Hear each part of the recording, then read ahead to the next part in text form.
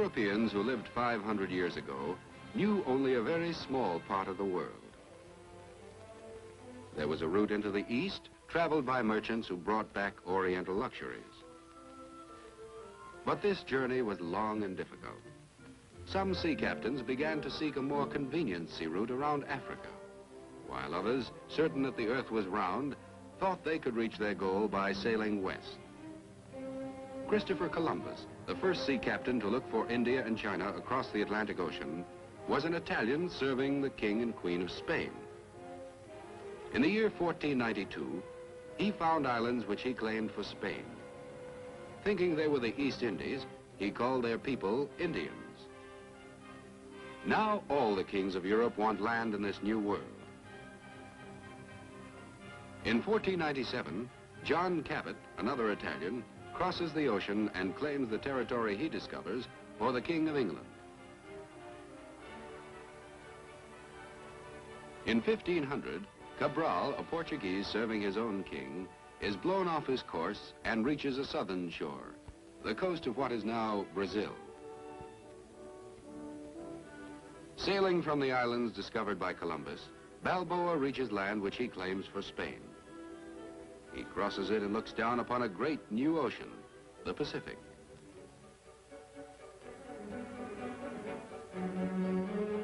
Magellan, a Portuguese, outlines the limits of the continent as he pushes south, then west, and north again.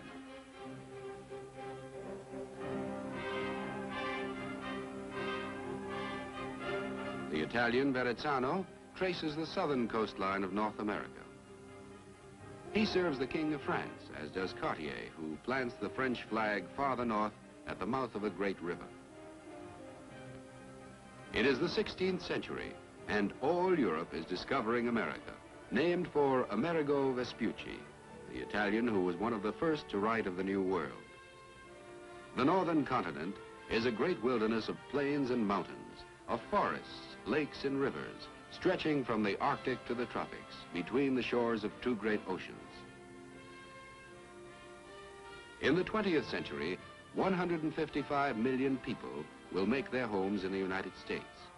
But now, fewer than 1 million Indians live in this area, hunting the bison or the deer and cultivating their fields of maize and other vegetables.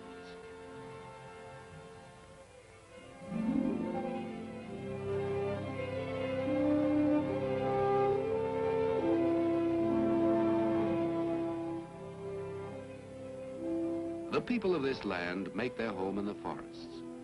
They leave the wigwams of their villages to hunt or to fight rival tribes for control of the best hunting grounds. Their clothing is made from the skins of the animals they kill for food. They peel the bark of trees to make canoes that take them swiftly over lakes and rivers.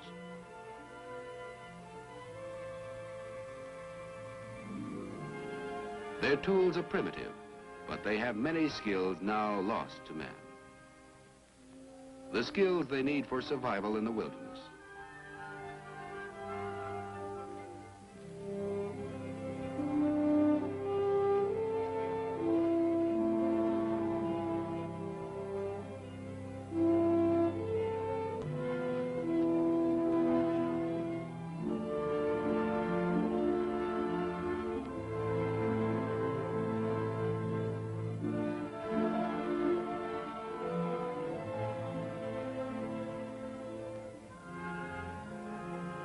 Their light canoes are well suited to the Indians' needs, for they can move in very shallow water, and their shell-like hulls can be maneuvered skillfully between the sharp rocks of the rapids. While these men know nothing of the world beyond their shores, they know every turn in their rivers and every pathway through their forests. Spaniards are the first to bring European customs to America. They colonized the island discovered by Columbus, then spread over Central and South America. Churches replace Indian temples.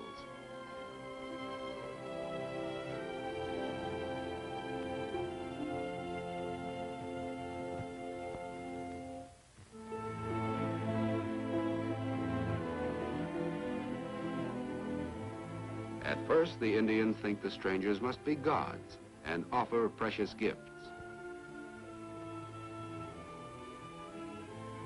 But the Spaniards are only men, men who find wealth beyond their dreams. They see the jewels worn by Indian chiefs, the vases hammered out of precious metals by craftsmen in royal workshops.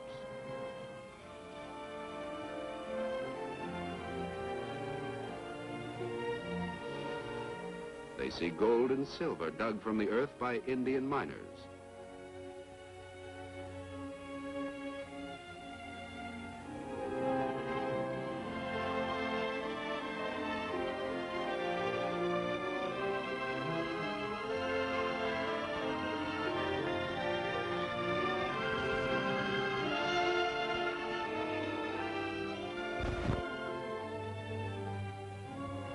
Before long, Spaniards are gathering New World riches for themselves. Fortunes in gold and silver, in sugar harvested on great plantations, are sent to Spain, while shiploads of colonists come from Spain.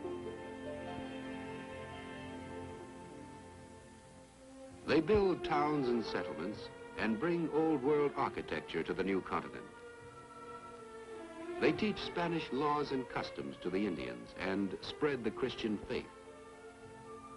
But European nations grow envious of the wealth that flows from America to Spain. Galleons loaded with rich cargoes are anchored in colonial harbors. They face sudden raids by rival fleets.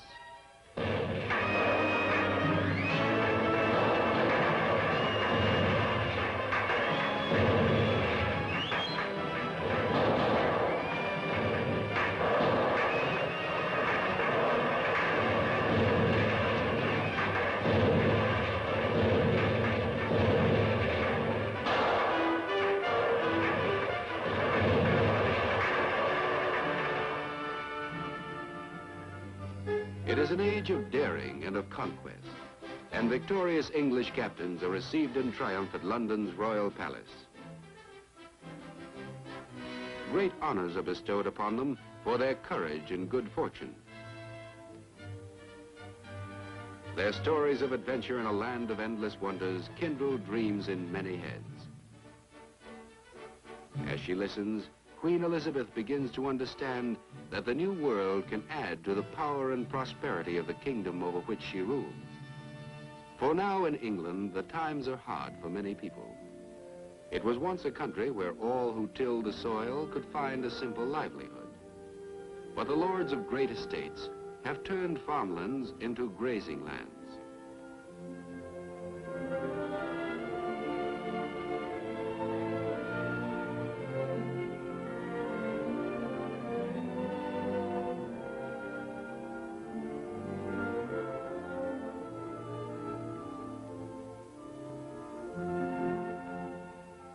Farmers are homeless and dispossessed in their own land.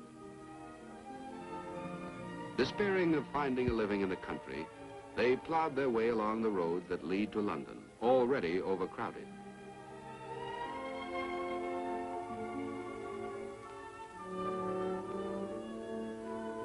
Few newcomers can find work in London's bustling streets, and soon the starving take to begging.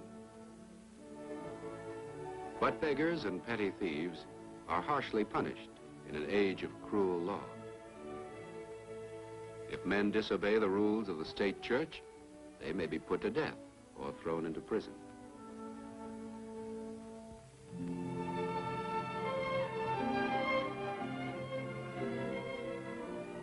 A man of influence at the English court, Sir Walter Raleigh, sees hope for his suffering countrymen in these lands across the sea. Can Englishmen live in the New World? He sends explorers to North America to make detailed reports. They find that northern Indians have no precious metals. However, they raise plentiful crops around their peaceful villages. Tall, waving stalks with ears of golden grain called maize. And tobacco plants, whose broad green leaves the Indians roll and smoke for pleasure. Most plentiful, sweet, fruitful, and wholesome of all the world are the words used to describe the new land of promise. In 1607, a party of Englishmen comes to establish the first settlement. Indians approach them with suspicion, but the strangers offer tools and trinkets in exchange for fresh-killed game. This simple trade is the beginning of a cautious friendship. John Smith, an English captain, takes command when men start off to hunt for gold. He sets them to building shelters and defenses. Soon the food they've brought will be exhausted. They must clear land to harvest their own crops. They must learn from their Indian friends how to raise maize and tobacco. When new settlers, both men and women, arrive to work the fields, and a way is found to cure tobacco, it becomes the colony's most valuable crop for export. Soon Virginia ports are visited by the European trading ships, which have been sailing to Africa, taking on cargoes of captured Negroes and selling them in the Spanish colonies. Now the traders bring the Negroes to the new English colony, and the small farms grow into great tobacco plantations worked by slaves.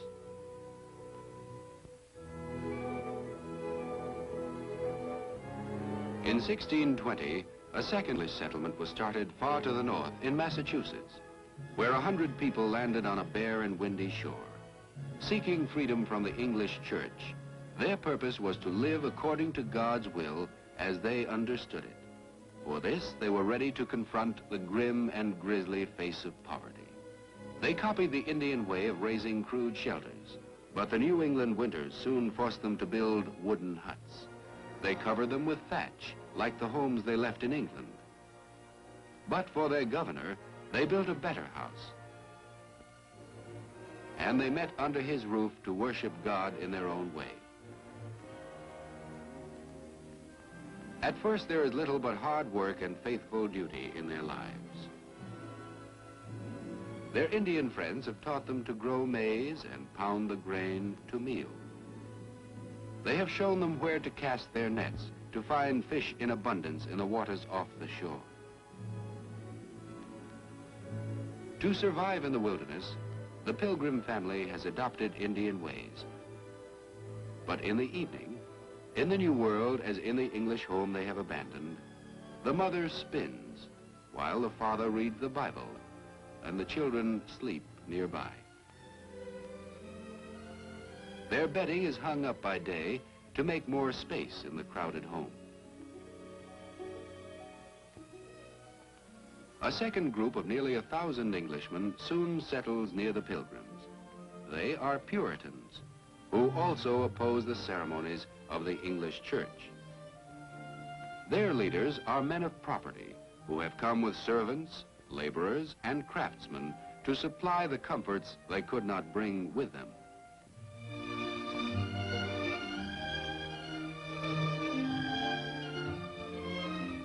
In this colony, religion dictates government. The ministers of the church proclaim the laws and rule the conduct of the citizens. Since they preach that hard work is a virtue, the communities grow rapidly and soon begin to prosper. But to make sure of obedience, the judges impose many of the punishments that drove the Puritans from England. Toiling to win a livelihood from the thin and rocky soil, tightly bound by the rules of their religion, the colonists have few diversions. Their society is centered in their meeting house. Here, ministers teach the religion that shapes town laws passed by the congregation.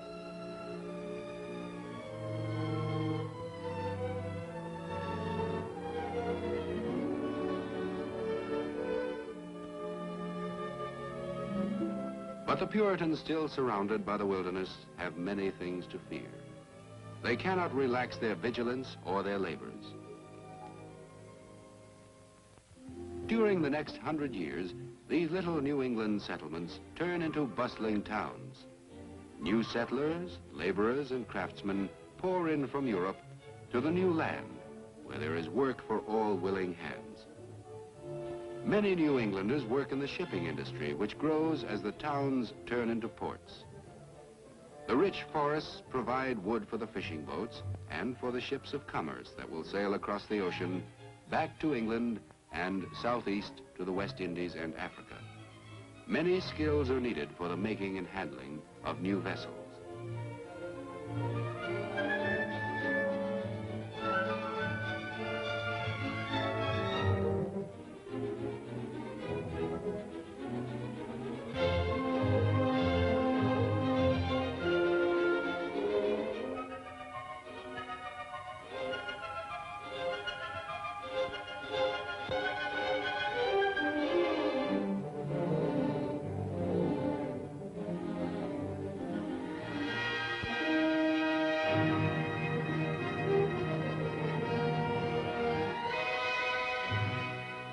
From the beginning, the colonists depended on a lifeline between the New World and the Old.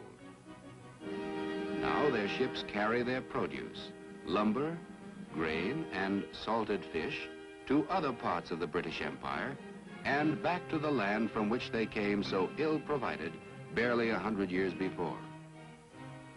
The ocean, which separates them from the rest of the world, becomes their high road to prosperity.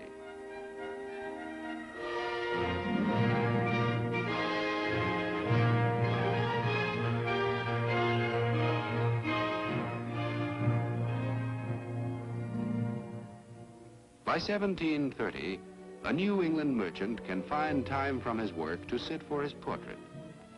His eye proudly surveys the many comforts that he can afford. His wife has become the mistress of a house where luxury is joined to the simplicity of Puritan tradition.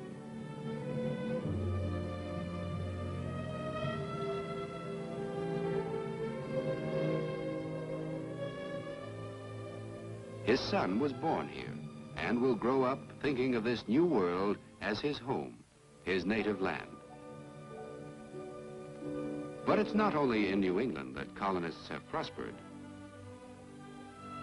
Thousands of European families from many nations have found relative peace and security on this distant continent.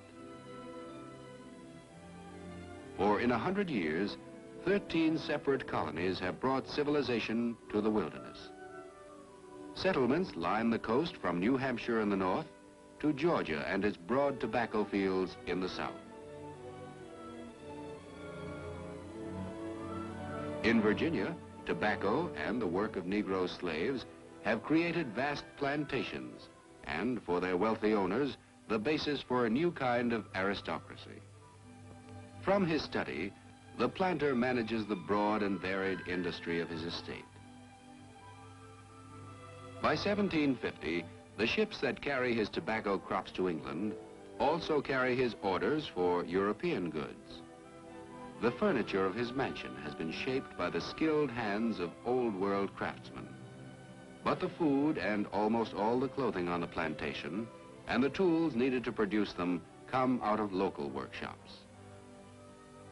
The planter's family leads a life of ease, but not of idleness. For the making of a colony requires industry, vigilance, and the constant search for ways to meet new problems. The planter's son finds the latest theories of European thinkers in the library of his home. For in Virginia, as in the other colonies, new principles of government are being studied. At the same time, the elegance of English aristocracy is carefully cultivated.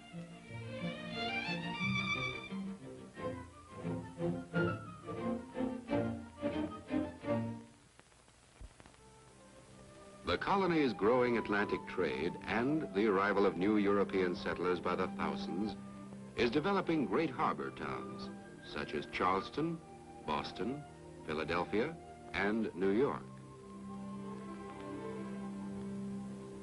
New York, first settled by the Dutch in 1624 and taken over by the English in 1664, now receives the people of many lands who bring their different customs, their skills, their arts, along with their dreams of opportunity and freedom. Building houses that recall ancestral homes in Holland, the New Yorkers create a snug harbor town on the banks of the Hudson and East Rivers. They live in comfort true to their old customs of neatness and cleanliness, surrounded by the things they love. This home in New York looks Dutch and is furnished like homes along the Zuider Zee.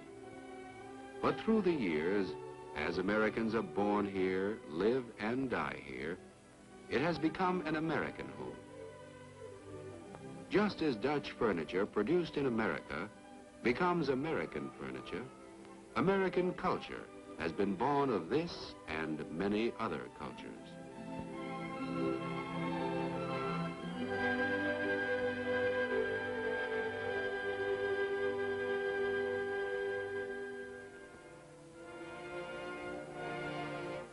Southwest of New York, land had been granted by the English king to William Penn, a leader of the Society of Friends.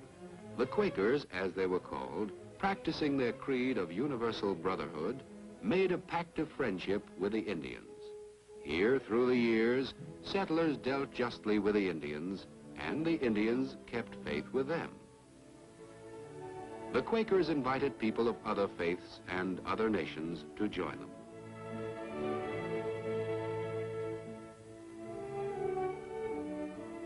Many Germans came to Pennsylvania, pious and hard-working farmers who reaped a harvest of comfort and security. Their contentment is expressed in the gay decorations of their homes. In the new land, old German crafts can flourish. In time, they will be called American, like the German settlers themselves, with their solid virtues and their devotion to religion. The Bible, printed in German and in many other languages, is the book most widely read in all the colonies, just as the church is always the most important meeting place. A man's right to worship, as he chooses, will be the heritage of coming generations. Religious freedom and the promise of peace and prosperity had brought the first colonists from England to New England and Virginia. The Dutch had found new prosperity in their New Amsterdam. Germans of many persecuted faiths were flourishing on the rich soil of Pennsylvania. Protestants had come from Catholic France and brought their culture to Carolina, while hardy Scots moved beyond the coastal settlements, pushing up the rivers to make homes in the wilderness. By 1750, more and more colonists are moving inland. In distant hamlets and on isolated farms, they must rely on their own efforts for all their needs. There are skilled tasks and simple manual tasks to fill long days of work for all.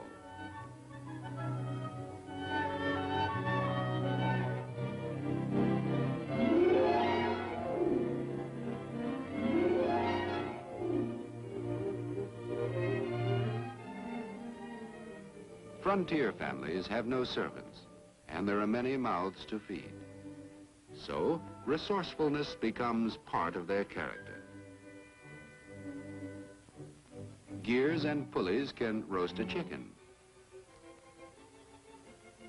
Devices like this are the first of many which Americans will invent to meet the shortage of working hands.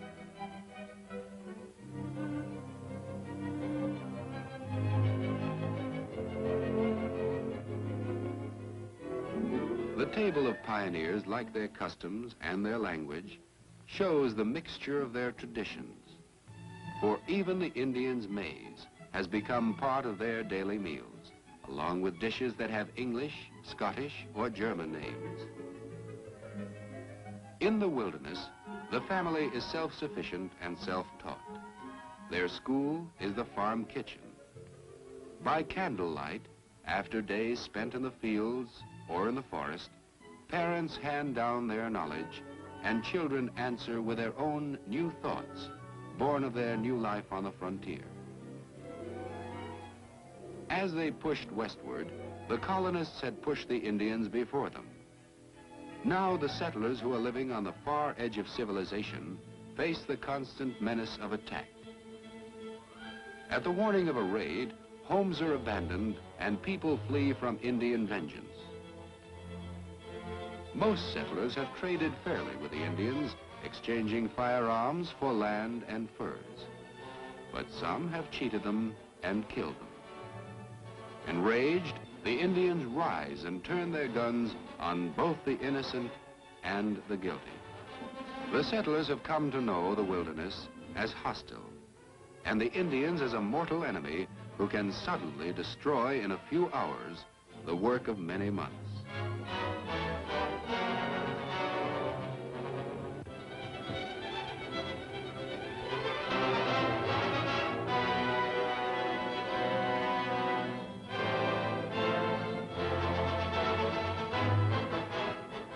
And now, still another enemy appears, for the Indians are often armed and led by Frenchmen.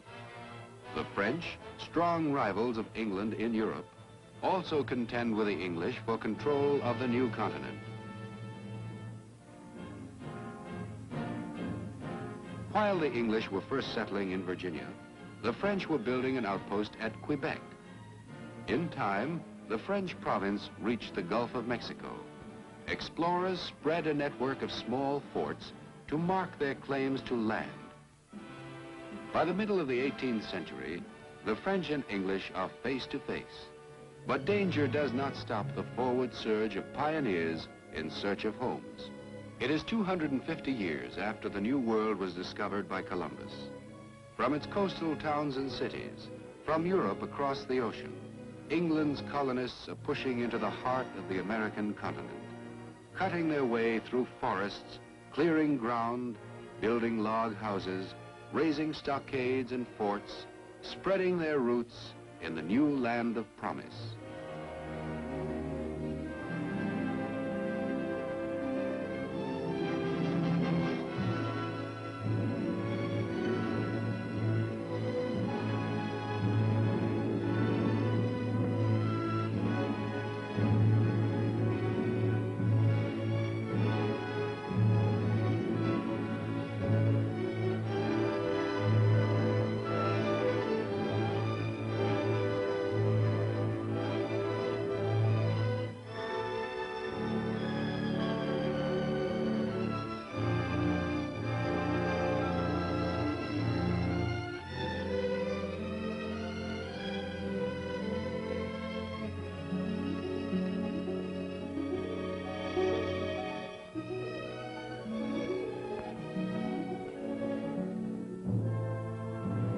The pioneers keep coming, moving forward in a westward migration that begins in far-off Europe. Men and women of many faiths and many countries are joined in a common adventure for freedom and security. Out of their rich and varied qualities, the continent that lies before them will forge a character, the character of a new people, the character of a new country they are making in the wilderness.